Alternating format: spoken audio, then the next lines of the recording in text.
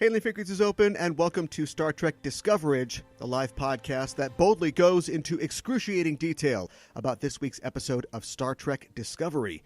I'm your host, Aaron Coker, a.k.a. Caliban, and here's some advice from a native Minnesotan.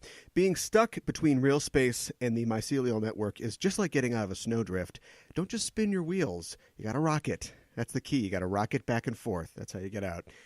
Filling in for my usual co-host, he's also the co-host of the Generations Geek podcast, a more or less family-friendly celebration of geekdom on the Chronic Rift Network. He's a writer and editor of Star Trek fiction and an international man of mystery. It's Scott Pearson. Scott, welcome back.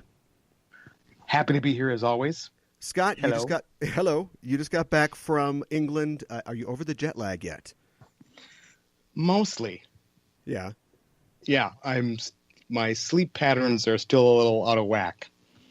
Yeah, it's weird how that can happen, and especially with a flight that is so long. I went to England once in my 20s, and we got there. I don't remember when we touched down, but it was at a normal time of day, and I just went right to sleep, and then I just kept sleeping, and then I eventually woke up fairly early the next day, and my family came back, and they were like, "We're experiencing all the wonders of England, and you're just laying here sleeping." And I didn't have any choice. And, of course, you were visiting Ella, who is studying abroad over there, and she's doing well, I presume. Where is she? She's going to school in London. Right. But at this very moment, as we speak, I'm filling in for her because she's on her way to Scotland. Oh, wow, okay. And this is one of those, this isn't like school-related. This is one of those fun trips that you do when you've got free time studying abroad. Right. She has a little bit of a break, so she and one of her friends are heading up to Loch Ness. Oh, wow. Okay. That's cool. I've never been there. Now, you studied abroad in England yourself. Is that right? Correct. I did a year abroad in Birmingham. Oh, okay. And I was actually able to take a day trip to Birmingham while I was visiting Ella in London. So Ella got to see where I went to school 35 years ago, because okay. I'm an old man. Yes. You didn't have to agree so quickly. Yeah. Do you that I'm an old man? Well, that's just between you and me. Did you? A lot of people complain about the food in England, but when I went to England, I was impressed. Maybe we just went to the right places, but I had a lot of food that I really enjoyed.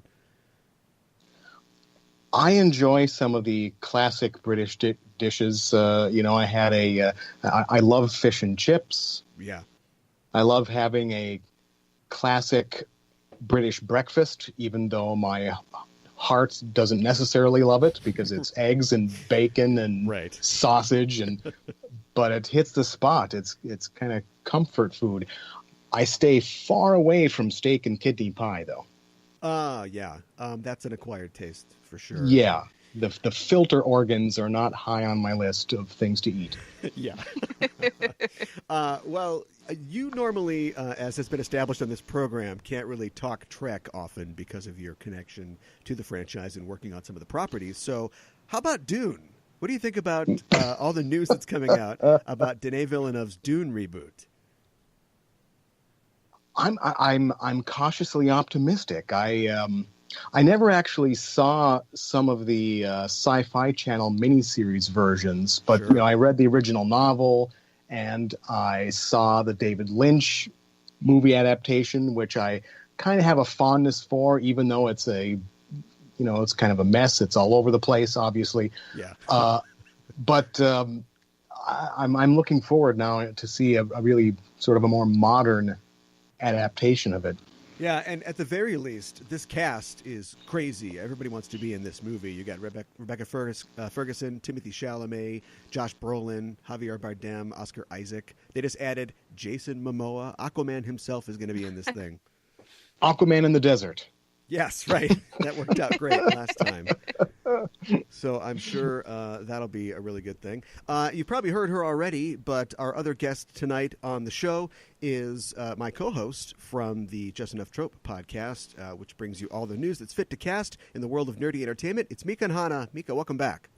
Thank you. Thank you for having me. We talk about Trek only very occasionally on Just Enough Trope. Isn't that true? That is true. Only when it comes up. That's our guarantee.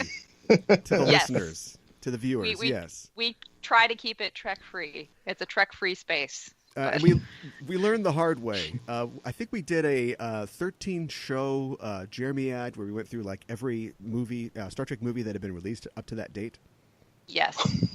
Which, I guess if listeners are interested, they can still find in the backlog at justenoughtrope.com. But we got a little feedback. Hey, stop talking about Star Trek. It was too much. Keep it to the other show, yeah. But Mika will actually be appearing on our show, this show, Enterprising Individuals, this week to talk about some Trek news. Mm-hmm. That's right. Here's a preview of that. What do you think about the news that there will be a animated show for younger viewers? I think it could be good. To be perfectly honest, I haven't seen the original animated series at all, which I probably should watch them. I've heard it's really good. I think it has a potential to be, really great. I think that you can do a rather kid-friendly show and have it be Trek still. I think that they can, sometimes they could deal with heavy things, but I think they can make it enjoyable for kids and for adults. So as long as it's better than Funimation animation. Right. Yes. Now, I, of course, watched the original Star Trek animated series as it was originally broadcast as a kid, and I loved it. And they didn't talk down at all to the audience. It was practically, it was shorter than the original episodes, but it had some of the same writers. It had most of the same voice cast. And It was just like, shorter, more digestible episodes of the original series. And they really did some great stuff on there. Some of it was really goofy. The animation was very basic. But, when you do animation, you can do anything. The special effects budget is limitless. And so they did some really big stuff on the animated show that they couldn't do on the original series. Of course, now with TV budgets the way they are on Discovery, we see really giant things every week. But I'm looking forward to what they do with the animation. You're referring, of course, to a giant 50-foot Vulcan. And yeah. Have yet to see one of those, but Discovery can bring it. I know they can. So I'm still waiting for that. When they finally find Spock. It's like, whoa. Yeah. Well, speaking of which, tonight we've seen the 5th episode of Star Trek Discovery, Season 2, Saints of Imperfection. We're here to break it down for you. And before we start, as always, we're setting a course for the spoiler zone listeners, so be warned. We're glad you've decided to join us, but if you haven't seen the episode, spoilers are incoming. The official synopsis for Saints of Imperfection is Burnham and the crew navigate a dangerous alien landscape in a race against time to save Tilly's life. But Stamets is not at all prepared for what they find in the process. Section 31 is assigned to help track down Spock, much to Pike's dismay. This episode was written by Kirsten Beyer. Beyer is a Star Trek writer and author who oversaw the Voyager relaunch novels for Pocket Books. She was a staff writer on Season 1 of Star Trek Discovery, and she's the executive story editor for Season 2. And she's also a writer on the upcoming Picard series starring Patrick Stewart. And reportedly, she is the whole series is the brainchild of Kirsten Beyer, so that's exciting. She's also apparently the busiest woman in Hollywood. I know many people who know Kirsten, and I have yet to get her on my show, mostly because I started my show right around the time that things got real hot and real successful for her. So, I'm proud of her by proxy. Yes. Can I talk a little bit about Kirsten? Please do. Because I'm one of those people who knows Kirsten. Yeah. And she's incredibly busy, insane. Like even just trying to get a phone call with her, we have to schedule phone calls, and then even then sometimes she can't make it because she's working on Discovery, she's working on the Picard show. There's just so much going on.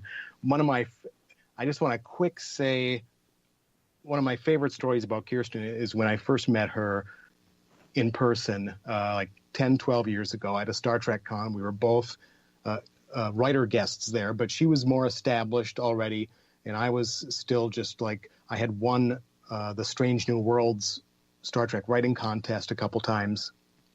So I was very much feeling like the imposter. And I went up and introduced myself to her, and we chatted a little bit. And I don't remember that I spoke a lot with her over that weekend at that con. And then flash forward a year or so to the next con where we were both at. And I guess we'd probably interacted a little bit online. This was back when like the Trek BBS was the big thing on the interwebs. And so when I got to the con and saw Kirsten, I went up and hadn't seen her in a year or two and was feeling like I was going to have to go up and kind of reintroduce myself. And so I walked up to her and was about to say, "Hi, Kirsten, it's me, Scott Pearson. We met a couple years ago." And as I got close enough to her, she looked up and shouted, "Scott!" and leaped up and gave me a hug, because she's just the nicest person in the world. And so we've been, friends ever since. I've worked with her. I was the copy editor on the last couple of Voyager novels that she did before she got hired on Discovery. Well, the last one I copy edited was after she got the Discovery gig. And so we've worked together in that regard. And, then we worked together. I copy edit the Discovery novels as well. So, and she's the liaison between the show and the writing, and the tie-in fiction. So, right. So yeah, she's a great friend and so much fun to work with. And she was touted by a lot of the news reports and stories about the new show, and also by just people I know, as being kind of I know it's a dirty word, but like the continuity cop, like the sort of the canon person. Mm-hmm. So when people come up with things, she's got just so much of this. I mean, she's like a walking, Star Trek computer, knowing all this stuff. So having her be involved in the Picard series is really exciting for me, because I know that she's going to, the fact that the series is going forward into the future, we're going to get to see hopefully some really great ideas from people who really know what's at stake and how the characters and the societies that we've already seen can evolve, 20, 25 years in the future.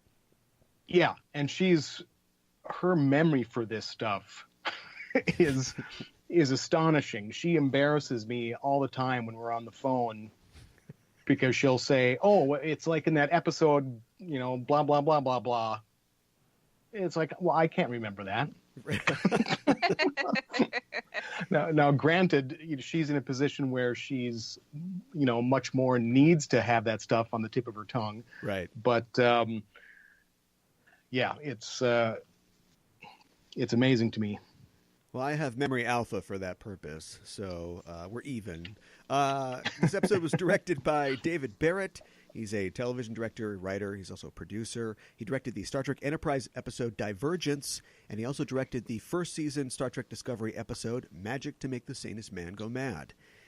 Just a little bit of pedantry or background information. I believe, as far as I can tell through my research, that the phrase Saints of Imperfection comes from a quote from Guillermo del Toro, who said that monsters are patron saints of imperfection, which I think probably fits this episode very well.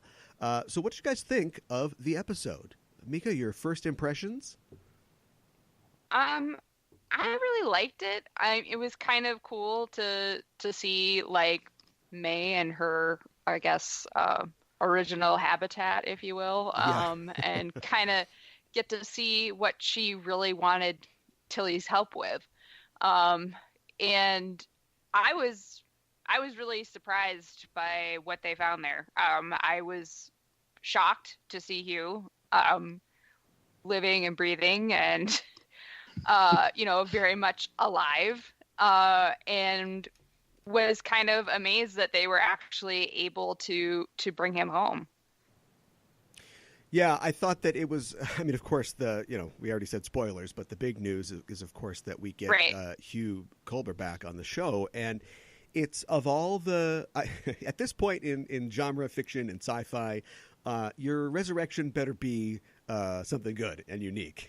You know what I mean? Yes. To the point where, I don't know if anybody's an X-Men fan, but they brought Nightcrawler back a few years ago because he had died. And I think Claremont wrote the story, but there wasn't even really like a good explanation. It was just he was in heaven, he got bored, so he sailed a pirate ship back to Earth, and now he's alive again, which is certainly original, but not exactly plausible. And the fact that they found this weird way to bring him back, using the technology that they had sort of set up in the story. And so for me, it's like one of those neat things like, we've got a fake Harry Kim, like we lost the other Harry Kim, and so we've got this one, but there's no real, kind of difference. It's like we've got a whole new Culber, but does he have like childhood scars? You know what I mean? Like, does he, is his ear pierced? Like, is this the same guy? Essentially his energy is the same, but that was kind of a question that I had. Yeah, I guess we'll see how that plays out in the next coming episodes. But I thought it was a nice touch for Valentine's Day to bring Hugh back. Yeah, no kidding. I just noticed that. Yeah, and I wonder if that was just completely fortuitous, or if, because it is kind of surprising. It was really sweet though. And it's, Ella's going to watch this on her own, but the fact that she missed this episode, well, that's enjoy Scotland, I guess, because I know that she cares a lot about that relationship, and we'll be really happy to see them back together. Yes, and she was. I spoke to her for a little bit today, just before she got on the train, and she had seen some of the previews for tonight's episode. And she was kind of seeing if I would give her a hint about what was going to happen, and I didn't. I left her hanging. Yeah, well, she should know by now that that's not going to happen. You're very professional when it comes to that sort of thing. As is David Mack. Trying to get stuff out of David Mack is like talking to a mime with two broken arms. Like, you're not going to get anything.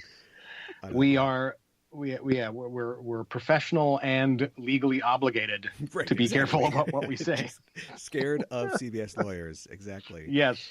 This is a lot of people coming back in this episode, kind of getting the band back together here. We've got, of course, Tyler is back as well, and Giorgio shows up as well. Yeah, it's the typical.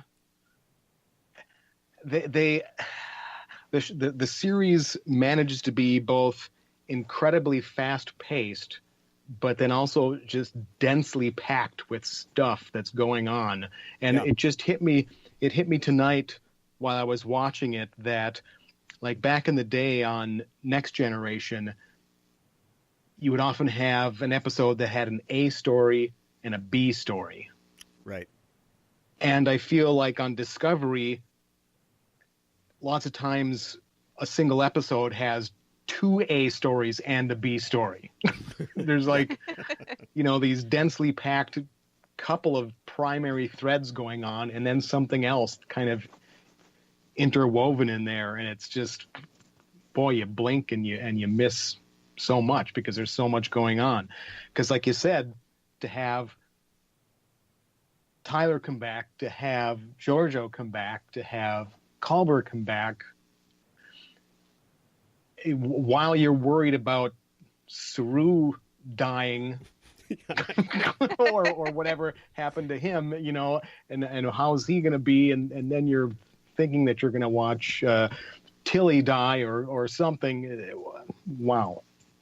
Yeah, it's a big week for Burnham, or however long this has been. But I think it says a lot about her strength as a character that she takes it, mostly in stride. Season 1 Burnham getting hit with everything like this within 20 minutes would have been a different story, but she's just kind of ready to go. And I like that they're setting up this dynamic between her and Pike, where he's the guy that comes in and he's like, hey, he's the teacher who comes in. Let me rap with you guys. Turns the chair around, sits down. And he's like, I want to be the cool captain. So, you be cool, I'll be cool, everybody's cool. And, of course, his star pupil seems like she's going to be cool. And then she's like, oh, I got a note about this. Oh, I got to leave early for this. And all these things are coming up and kind of compiling, where he's like, I've seen you in action. I trust you, but how many more secrets are there going to be? Like, what else is going to jump out of the woodpile here? I love how after Giorgio makes her entrance that she doesn't lower her phaser with everyone else. Yeah. And Pike looks at her like, what are you doing? Yeah, she has a little more information and depth in that situation than the rest of them do. Yeah. I was wondering if Section 31 trains you to eat fruit so menacingly. Is that a skill that you have to pick up? Because she does that really well. And speaking of Section 31, in this time, it seems like, and we don't, of course, shadowy organization, we don't know much about them, but it seems like they're more recognized, but still clandestine. Nobody seems to be shocked to find out, that Section 31 is involved or even that they exist. So I guess I'm wondering if we'll see something specific happen that leads to Section 31 being disbanded or, going to ground, going into the shadows. So by the time we reach the 24th century, they're just, a legend or don't even exist. And I guess, I don't know what Scott can say about that, so maybe I'll go to Mika. What do you think? Section 31, thumbs up, thumbs down. Well, I mean, I think they're interesting, and I think there's a lot of story capacity there. Well, CBS is banking on that, right? It is kind of interesting though that they are actually well known and people like recognize the badges, like, oh, that's Section 31. Like maybe they're taught about them, or when they're training to be ensigns or whatever, there's like a section on Section 31 or something. There's a 29 and there's a 30 or 30 and a 32, but there's no. Right. Yeah, it does seem to be kind of an open secret in a strange way that, there's, it's kind of like James Bond always introducing himself to people. It's like, you're supposed to be a secret agent. What's going on here? Watch me eat this apple menacingly. Yeah. But yeah, and maybe what you said, I have no idea what's going on with the Michelle Yeoh series, so I'm free to talk about that. So I wonder if it would be kind of cool if that series did explain how it went secret, how it became a legend, instead of being sort of this open secret amongst Starfleet. Yeah, it would be interesting if, because a lot of people have voiced concerns, rightfully so, about Section 31 as a series still fitting within the sort of positive universe of Star Trek. And because they are the bad guys. Yeah, they are. Yeah, well, they definitely are when they reach DS9 times. And the producers, Boyoung Kim and Erica Lippold, have both reassured people that it will still feel like Trek. So I have to wonder if maybe Giorgio, as a former Kelpian slurping ruler of the Terran Empire, is personally responsible at some point in her series for some horrible thing that leads to their demise. Or I guess maybe more interesting, for her being a sort of anti-hero, being somebody who's trying to prevent something like that and maybe does or does not succeed. As far as them being known or not known, it feels to me at this point at least like it's kind of like in a movie where you see like the army is somewhere, they're in Afghanistan, and somebody shows up and it's like, oh yeah, he's from the company. Like Sicario, like Josh Brolin's character is, in flip-flops and sunglasses, and he can kind of do whatever he wants, and he's like, well, there's nothing we can do. He's from the CIA. It seems kind of like that. Mm-hmm. So I want to see Giorgio in flip-flops for sure. Is what you're saying. Instead of her knee-high boots. Yeah, right. Yeah. Or knee-high flip-flops. Try that. Yeah. Well, let's talk about some of the crazy technology that's on display here. I don't even know what to call it, but it fascinates me. We see this kind of organic transporter pod, which I guess I would describe as like biopunk or like growth punk. Yeah. Scott, have you ever written anything that was like biopunk? No, I don't think I have. I always think. Sorry, go ahead.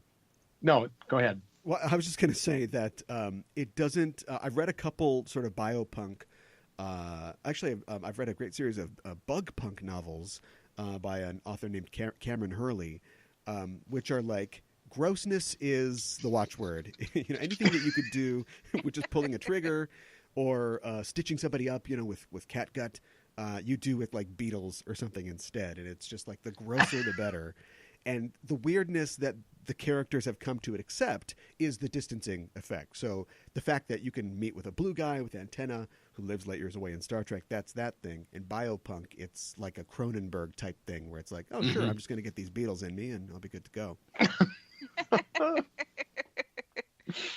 And they travel literally to the mycelial network, which we saw for a flash in the first season. Mika, what did you think? I mean, we're going to make the upside down comparisons right off the bat. Right. And then I'd like some deeper thoughts from you about the mycelial network. It was, I think it was cool. It was kind of otherworldly and everything. When May's, I guess, people, I don't know, like, I forget what they're called again. Like they started attacking Tilly because like that's what they do. They just like break things down. Right. And like May had to like get them away from her. Yeah. I think it was cool how Discovery was like how they figured out how the ship could be kind of partway in the mycelial network and partway out. Yes. That was really cool. Like just like visually. They kind of beached the ship. Yeah. In between these two universes, and the effects were amazing. I mean, it's a simple, I guess, comparison or like visual metaphor to make, but it works so well. Having the fabric of space be the water, and now it's a submarine movie, where like the ship is sinking and the compartments are filling up with this dangerous substance, and everybody's crowded into one corner of the bridge. Like it was just so simple, but it was so effective. And like how the mycelial network is like breaking down the ship. They're like, they don't like titanium, but they're still going to eat it. Yeah, I did think it was funny at the end of the episode. I'm sure they're just going to shoot off to the next thing, but it's more like, who wants a full refit? Should we just pull into a starbase at this point? Just get half the ship redone. What I want to know is, don't they have to like redo the hull? I guess they'll have to, or just replace the plating. I wonder. Some spackle and a new coat of paint. Yeah, at least. No problem. Some Bondo. Yeah. Yeah.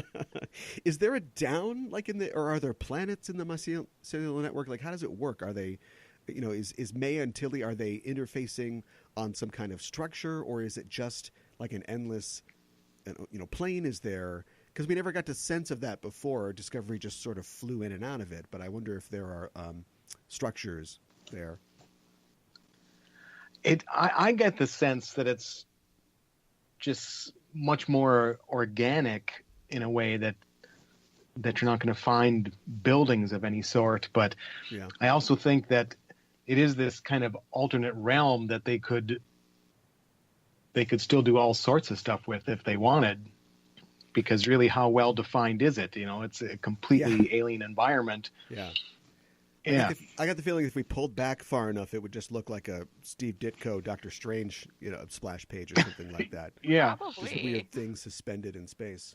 I like the callback, too, to the first season where they talk about how, if we do a move like this and try to bring Discovery to the mycelial network and leave it there, we'll have this torsion, and that tells us, like, what happened to the Glen. Yeah. Mm-hmm. And also, I also liked the bringing in this thing that they were harming the environment by making the jumps. Right.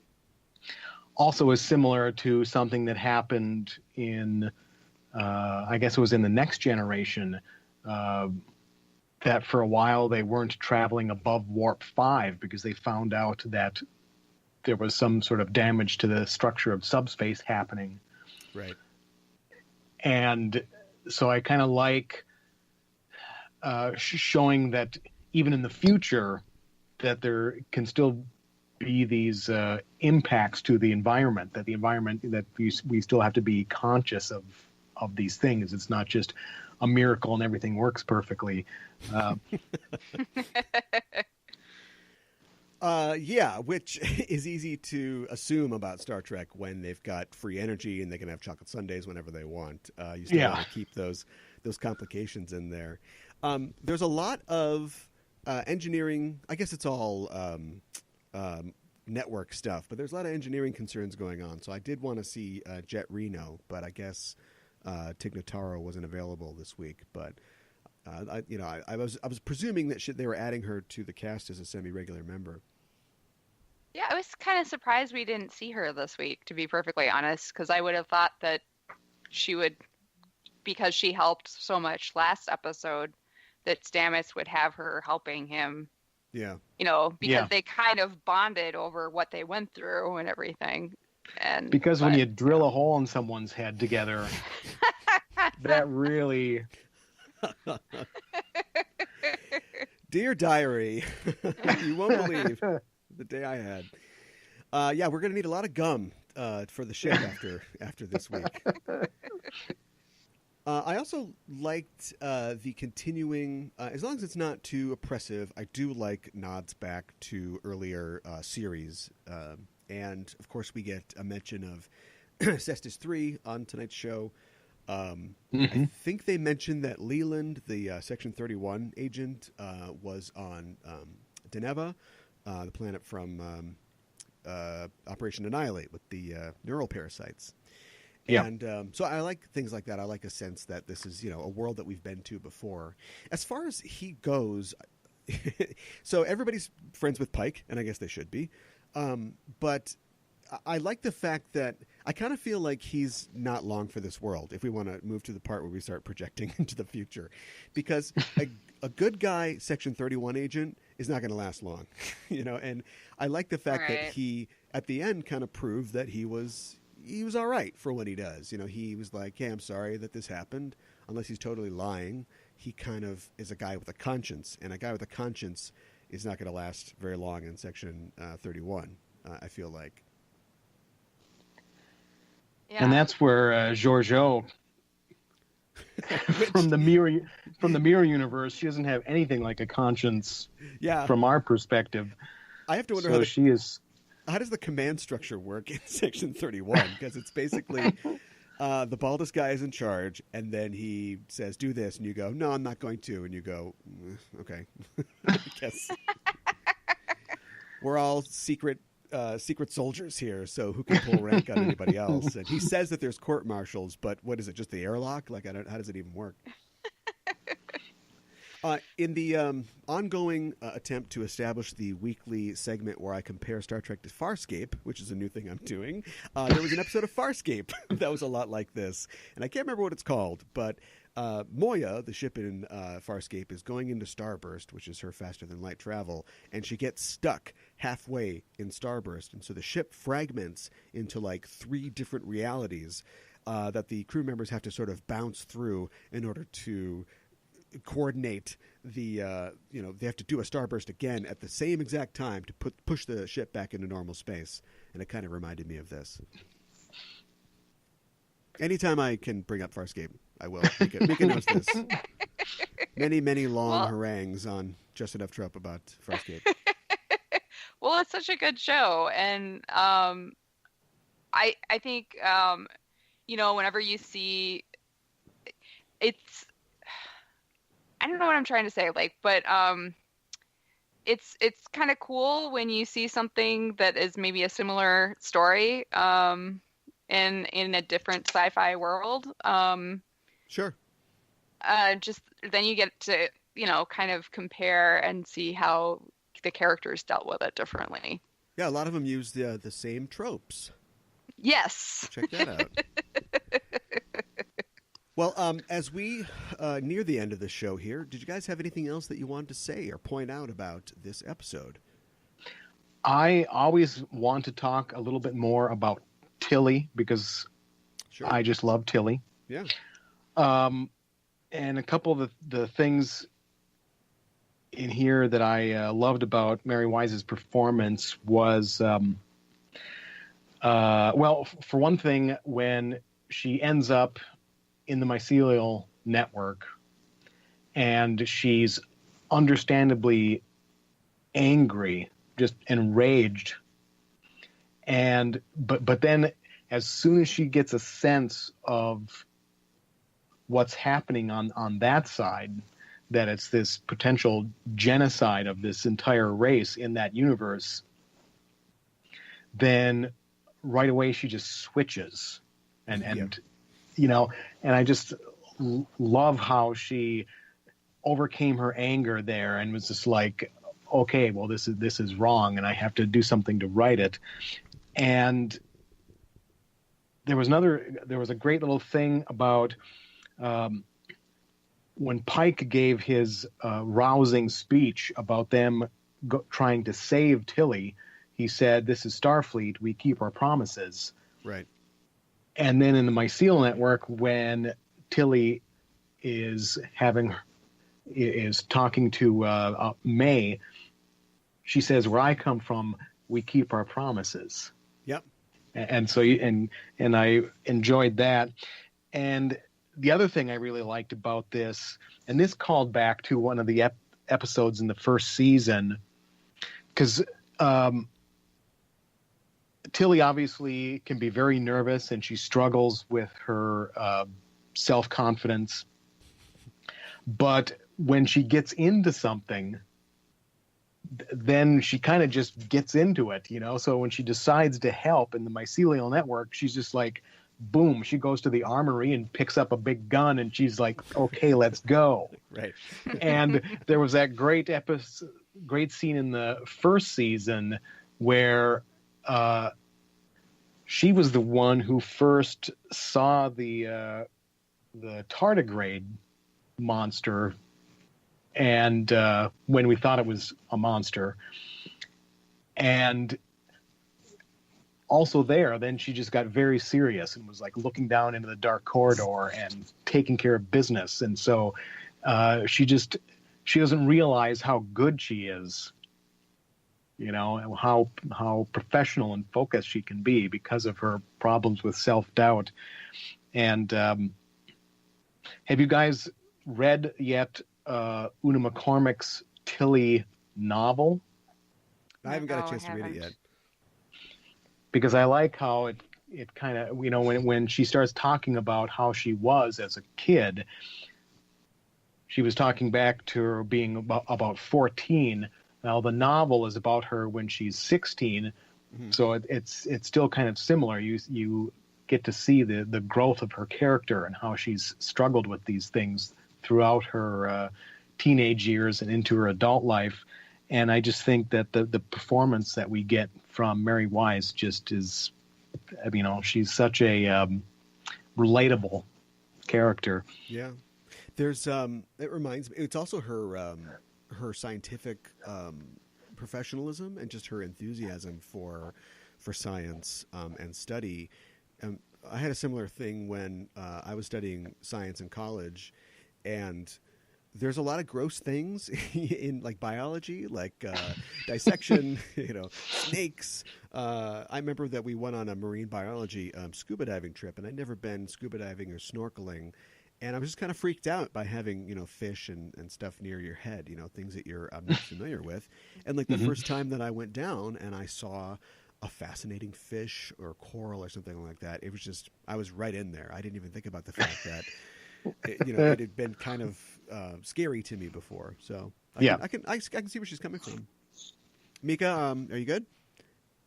I guess I just want to talk about briefly how the Admiral just mentioned tachyon radiation and that could mean time travel.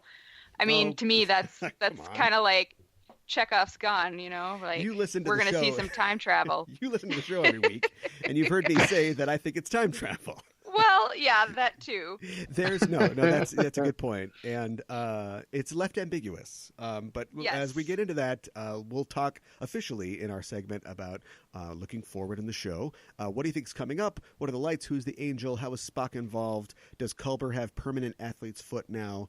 Let's speculate on what we think is coming up.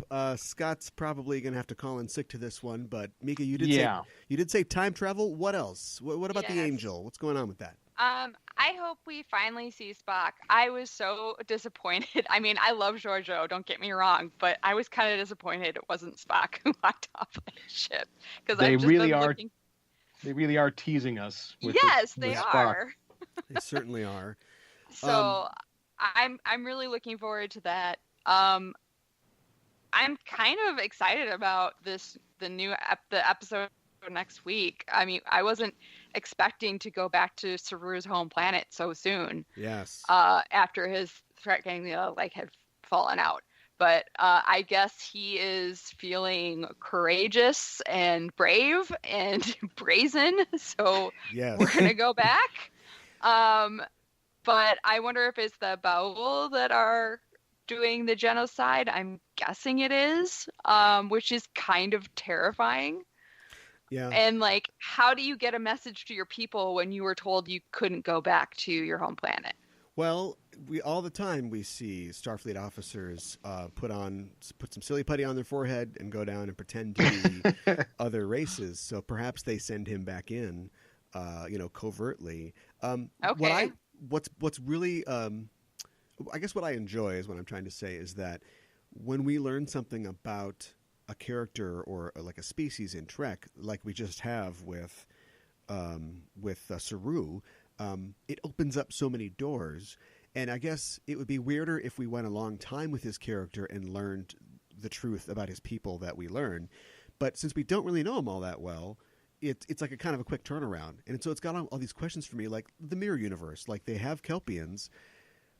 Do the Baul do their thing? Is it the same thing in the Mirror Universe? Or do Mirror Universe gourmands know that you have to get Kelpians young before before they fall out? You don't want them then, right?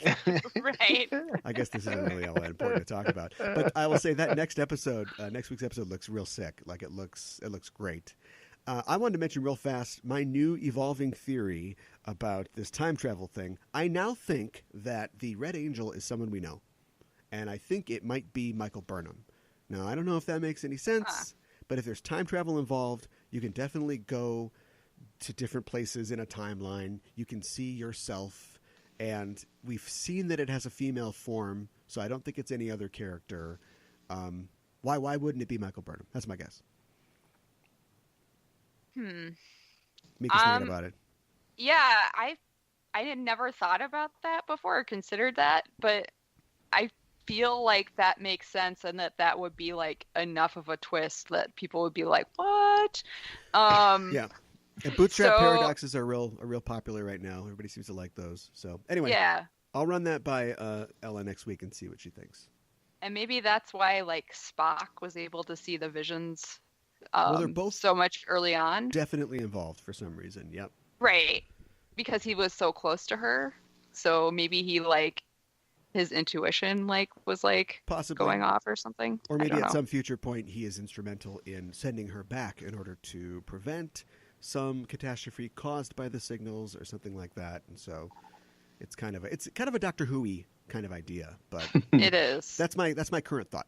Anyway, we will move. I just wish that I could watch. Well, this goes, I guess, for a lot of these episodes, but I wish I could watch Ella's reaction to this week's episode, because on the one hand, when I was talking to her recently, she said, if I don't get to see Spock this next episode, I don't know what's going to, So she's going to not get to see Spock, but then then we get Culber, so. Right. Yeah, so I'll take that for now.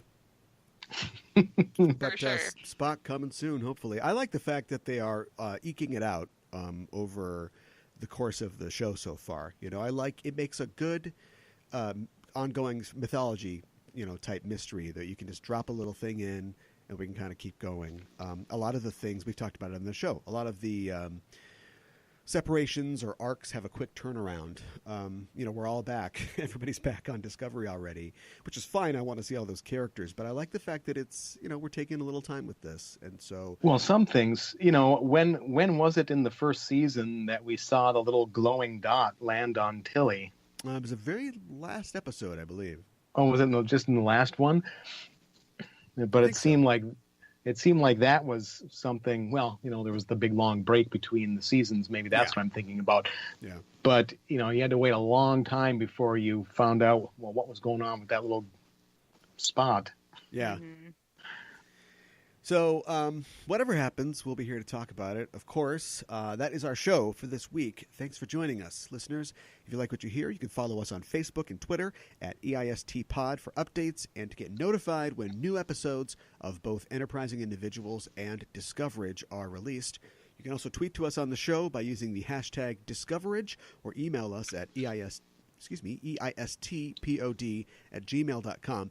And while you're on that there old internet, why not head to your listening platform of choice and subscribe to our show. Give us a rating and a review if you think of it, because it really helps us out. Also, we've got merch. You can check out our t-shirts available on our TeePublic store. Search for Just Enough Trope on TeePublic. That's, of course, our parent network for our snazzy Trek wear. And if you really want to support the show, stop by our Patreon page at patreon.com/EISTpod. And as always, if you like the show, please tell a friend. Discoverage will return next week on February 21st for the next episode of Season 2 of Star Trek Discovery. That episode is called The Sounds of Thunder. And I think we had speculated on an earlier show that there was a Ray Bradbury thing going on, but I don't think so at this point. It just seems like it's ominous sounds of thunder, but who knows? We're really reaching an event horizon for what we know about the show going forward. Tonight was the end of the show under Harberts and Berg, I believe, and we're going forward with the Kurtz as the showrunner. So we'll see what's in store. There's very little info that's been released so far. But if you want that info as soon as it's available, you can listen to our main show, Enterprising Individuals, on your podcatcher of choice or at enterprisingindividuals.com. Every Wednesday, I and a guest discuss in excruciating detail a selected episode from a Star Trek series. We also have news from the Trek sphere, updates on Star Trek Discovery, of course, and interviews with scientists, authors, and experts. We just released the first episode of our 4th season. It's about the Devil in the Dark.